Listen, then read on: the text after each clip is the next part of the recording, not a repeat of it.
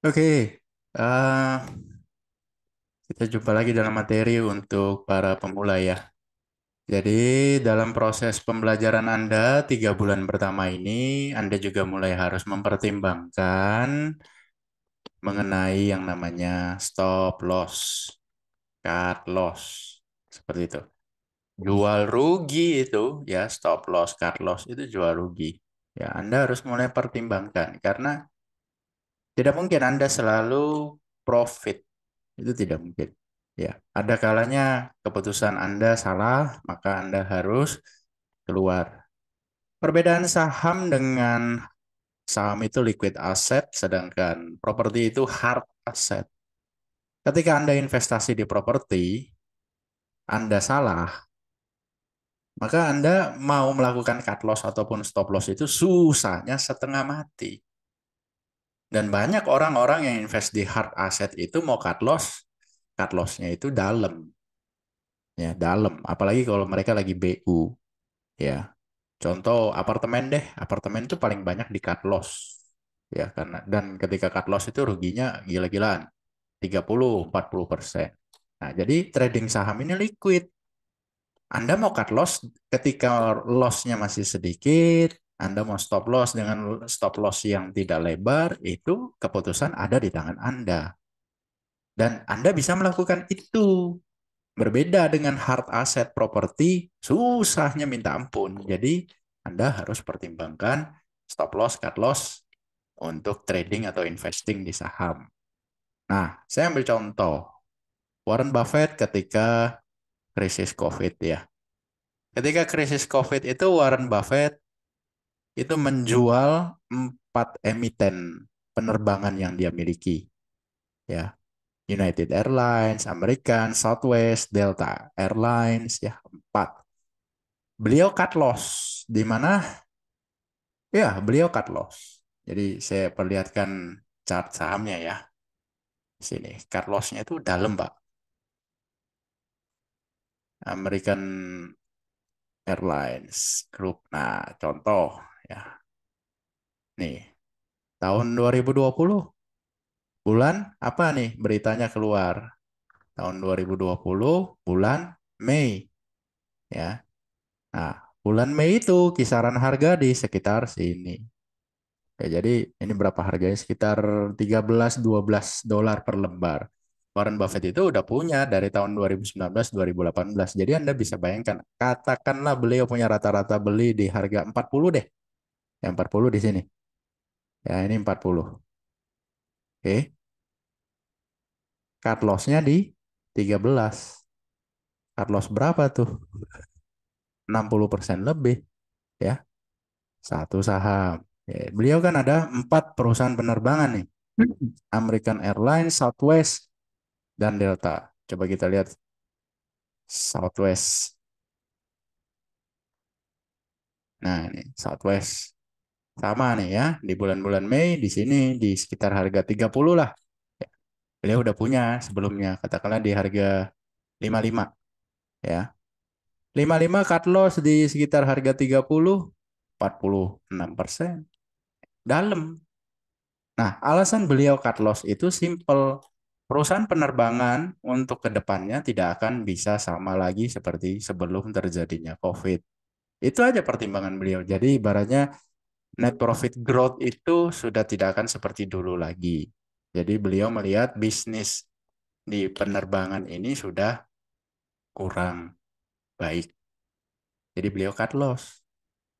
Seperti itu. Dan seperti yang Anda lihat, setelah beliau cut loss, tidak lama harganya rebound kencang. Tos naik. Oh, diejek-ejek sama orang. Padahal yang ejek-ejek itu, yang mengolok-olok itu seperti emangnya dia punya bola kristal apa? Dia bisa tahu ini harga bakal bisa rebound begini? Kan nggak ada yang tahu ketika harga belum terbentuk, ketika harga belum terbentuk harusnya kita bisa mengambil keputusan. Jangan cuman diam gitu ya, diam nggak ngapa-ngapain. Setelah itu baru tuh kan apa gua bilang, itu kan ya sudah terjadi bos. Ini kan kita nggak tahu ke depannya bakal seperti apa. Kan gambarnya grafiknya masih begini bos. Nah, Tung, jatuh ke bawah. Kita nggak tahu ke depannya bakal bisa naik lagi kan kita nggak tahu. Nah, pada saat inilah keputusan harus diambil. Cut loss atau tetap hold. Gentleman kalau bagi saya Warren Buffett. Gentleman banget. Ya, dia bisa mengambil keputusan. Nah, kebanyakan pemula itu ketika dihadapkan dengan posisi seperti ini, itu freeze, membeku. Ya, membeku. Itu bahaya. Jadi, Anda harus sudah mulai pertimbangkan itu stop loss, cut loss modelnya seperti apa. Value investing itu kalau cut loss bisa dalam puluhan persen kalau cut loss. Trust me. Karena ambil contoh aja krisis COVID. Bang, dibanting begini. Aduh, Anda harus ambil keputusan loh. Kalau COVID pada saat awal-awal dibanting ini kan semua orang berpikir, wah ini bisa nggak selesai 2 tahun ke depan. Kan nggak ada yang tahu. Anda cut loss tuh 40%, 50% cut loss-nya. Value investing tuh. Jadi Anda harus pertimbangkan hal tersebut.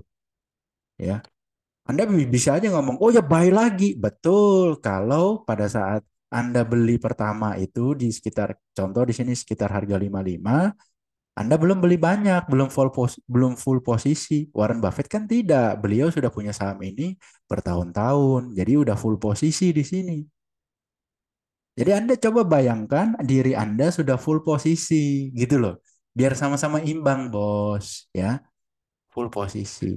Cut loss nggak? Kan lu nggak tahu masa depan gimana. Jangan setelah kejadian baru komentar gitu loh. Itu namanya komentator, bukan pelaku ya.